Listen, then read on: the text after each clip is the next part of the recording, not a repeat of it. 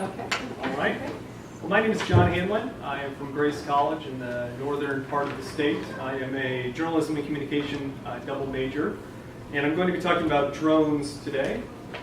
As you might have guessed from the title, we're going to talk about what is a drone and some controversy and debate around the term drone itself, how drones are being used, problems that have arisen as they've become more popular, and then also laws that restrict drones.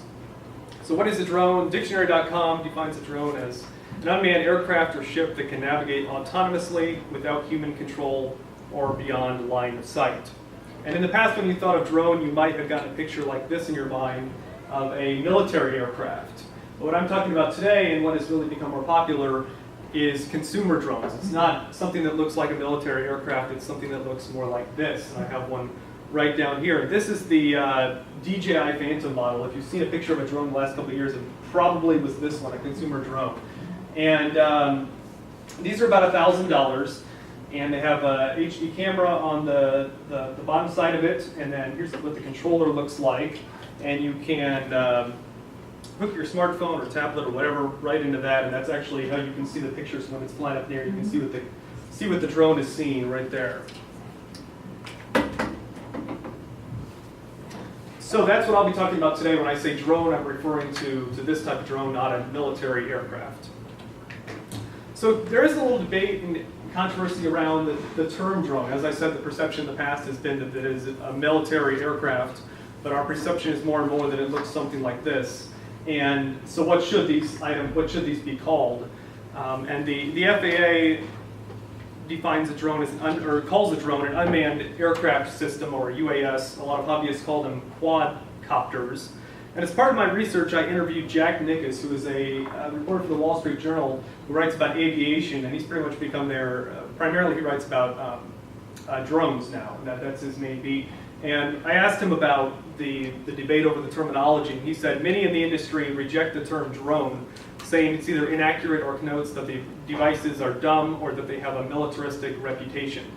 The problem is that they all have different alternatives. The bottom line is the public knows them as drones, so that's what we choose to call them. So the universal term still at this point is drone, even though some people might think of that as a military aircraft. That really is changing our perception toward an item that looks like this. And he compared, when I talked to the Wall Street Journal reporter, he compared the perception changing similar to what we've seen from Jeep. And a Jeep used to be like a military vehicle, and now a Jeep is something you see on the road every day.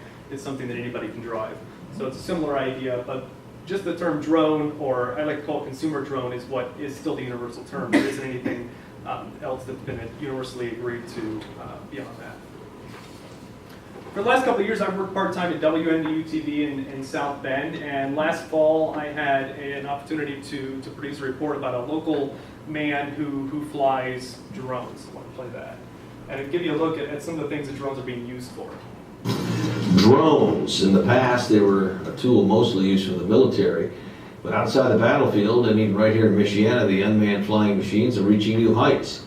News Center 16's John Hanlon caught up with a local drone enthusiast. But I can actually take a selfie. My name's Chris Sanchez. I'm from Warsaw, Indiana. I got into investigating the quadcopters about a year ago. And I kept on seeing videos popping up on YouTube and just amazed on the technology. I just love shooting it and being able to send it to the organization, whether it's a high school football or whether it's an RV dealer or a travel and tourism. I'm very respectful as far as what I'm shooting, who I'm shooting, and I make sure I get permission first, no matter what I'm doing and where I'm at. If I don't have permission, I'm not going to go. I don't think that just because I happen to these, I have a right to fly wherever I want to.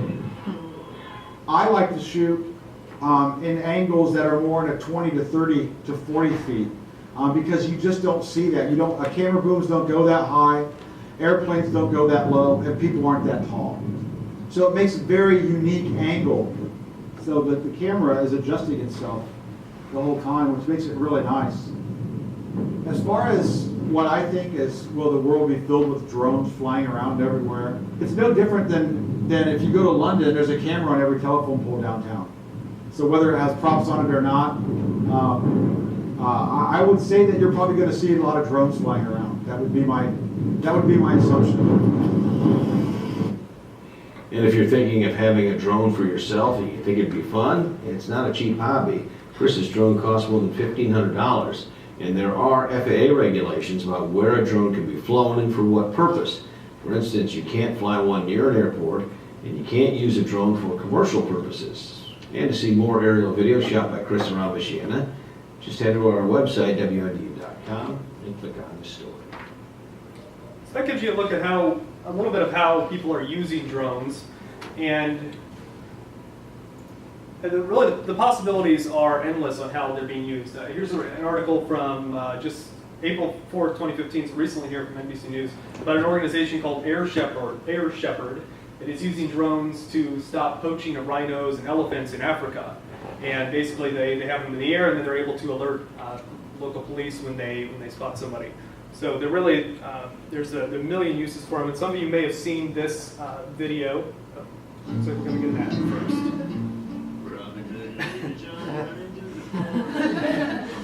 Did they shoot this using They might have, I don't know about that.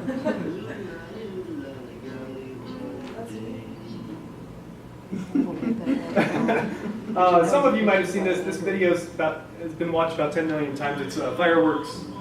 It really went viral about last June or July. Fireworks, and it was shot with a drone. In fact, it was shot with this same DJI Phantom drone here. And it really is another example. The person who recorded this is within West Palm Beach, Florida, and it's another example of just the wide variety of uses that people are finding for drones. It really is endless, and they're constantly popping up more and more. Here's another one. Drones, a company called Quickie is using drones to drop off drugs at your home, your medications at your home. And so you order a medication through an application on your phone, and then it's dropped off thanks to a drone right at your doorstep. Another one is called Drone Deploy. This is an application that helps farmers using drones so they can keep an eye on their crops, see what needs more. Just keep an eye. They can look from above and see what needs done to improve their crops, and it's called Drone Deploy. And here's another one. This is in Ottawa, Canada. The city actually found a pretty interesting use for a drone. This is called the Goose Buster, and it's a drone pilot uses the drone to scare geese away, so that they to stop the droppings from the sidewalk. So they are.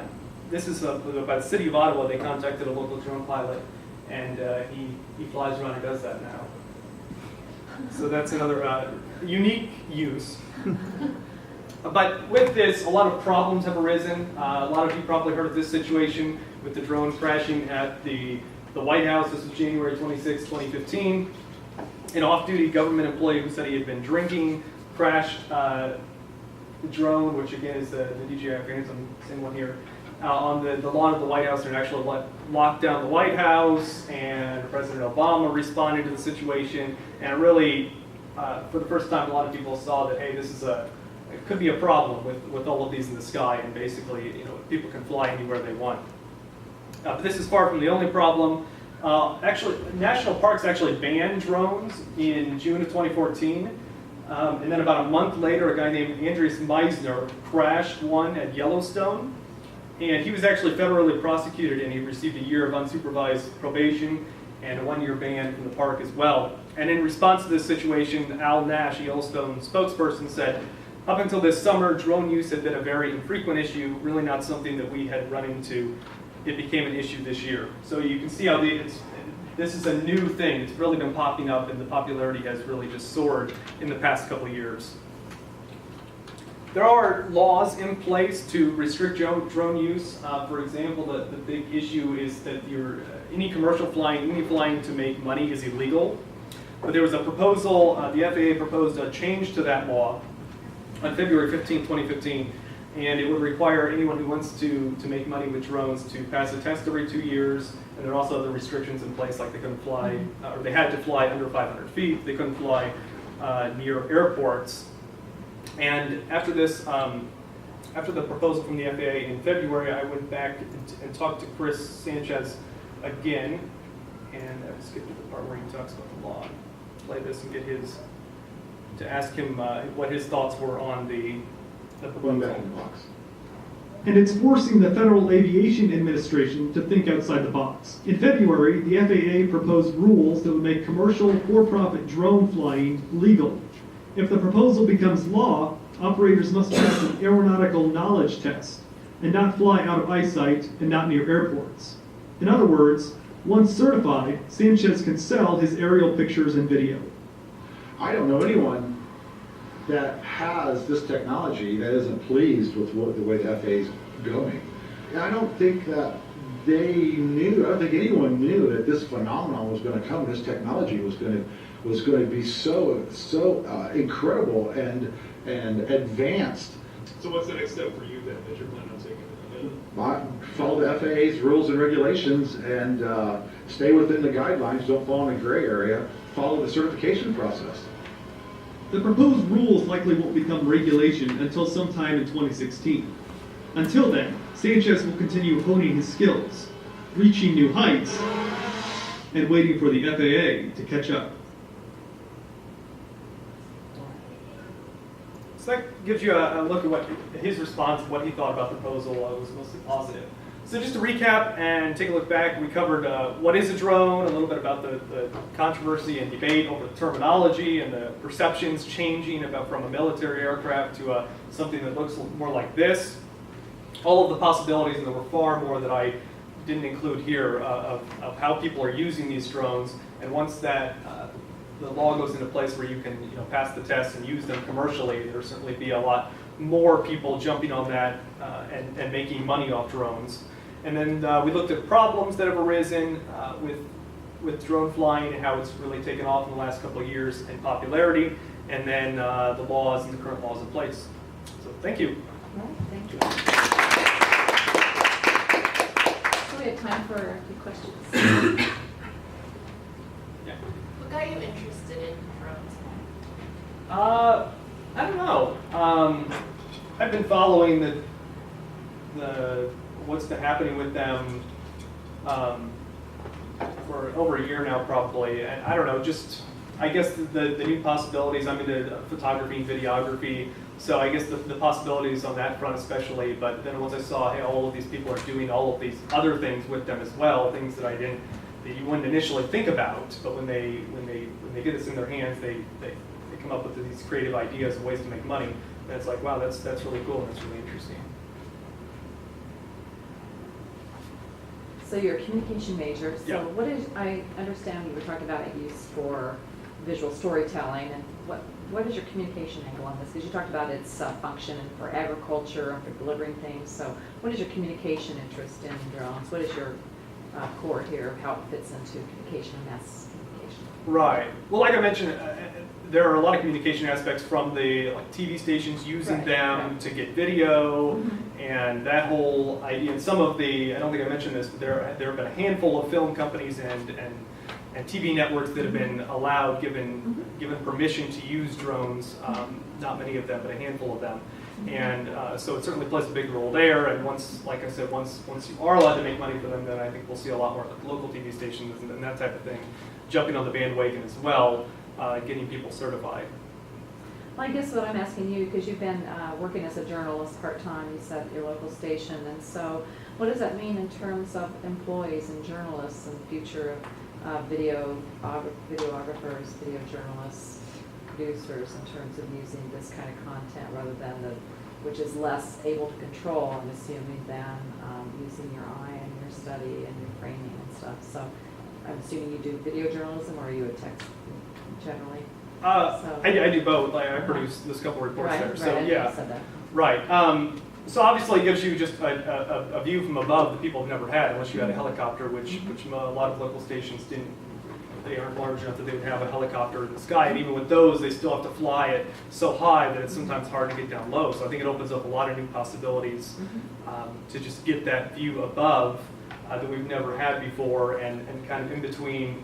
Chris mentioned it in the first video, how he's able to get a view that's far below what you would normally get from a helicopter, but above anything you could get that's based on something on the ground. So it gives you a new perspective and a new creative way to look at it, and then, yeah, What's just, its public good? I guess that's what I'm saying, is what, I know we can get a different view, but can you see it, you know, journalism is important in a public democracy, and it serves to inform, you know, what else do you think it can do in terms of changing, you know, journalism, in terms of using drone that can provide not just a view, but what else can it do where our journalists can't go, or what can, how can you use it that would provide new information for us, the public? well, sure, I guess, you could get new perspectives on things that you maybe sometimes wouldn't otherwise be able to get close enough to the scene of, or, you know, anything like that. I was thinking like disasters, things that there'd be risks, you can send the drone. Right, exactly. Yeah, it seems like it would be able to take the place of, you know, a human for that. Sure, yeah, definitely, and people are already using them for that, getting views of different things that they otherwise wouldn't be able to get close enough to, or it's too dangerous to get close to, or whatever the situation may be. So I think we're going to see a lot of those popping up as well. Yeah, well, it's very interesting. Anything Thank you. else? Question? Well, like I have a GoPro, and like I feel like GoPros have kind of gone through a similar thing where they used to only be for the professionals, and then slowly it's just for Right. like day-to-day people can have them. So do you think like in 7 years, like people will like have these for family videos, like around, like you know, like what do you think will happen?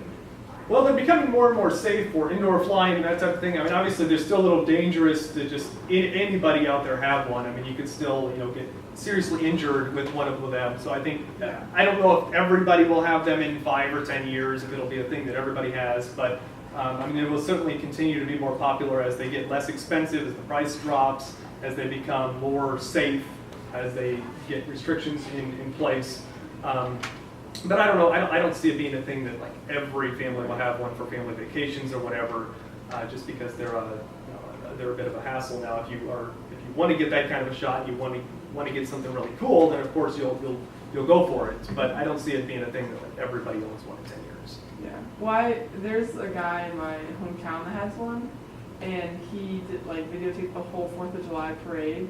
But I remember everyone else like in the crowd just stopped. The noise was really annoying. You're like, what is this thing? Like, who is this guy doing this? So I think it's interesting that I didn't even know there were laws surrounding it. Like, I don't know what he was using that video for, but I think that's interesting how we're all used to like carrying on our phone now, which used to not be a thing, and so like what in the future we're just used to this. It's really weird. Yeah, so they are really loud, and a lot of people brought up, I didn't have time to touch on it here, but a lot of people brought up privacy concerns, and there's a whole privacy debate happening around them. And one of the arguments on the other side is that the things they're so loud that to get in, like look in your window or whatever, I mean, you would certainly hear it because of the loud noise. But that is a good point, that when people have them out and they're at public events, to get a shot that is low enough to be something cool and not just way up there, it's so loud that the people are hearing it and it's really bothering them. So that's a good point. Yeah, if they make a lot of noise, I would think that's a gigantic They are problem. loud. Yeah. At least we know they can't like sneak in. Do you? Right. Yeah, big watch. Yeah. Definitely. That's so interesting. Any more questions? Well, thank you again. Is Brittany Stefan? You are, okay, great. Is Dr. Moore coming? Do you want to wait till 2? She's on her way. She just texted me and said that she's trying.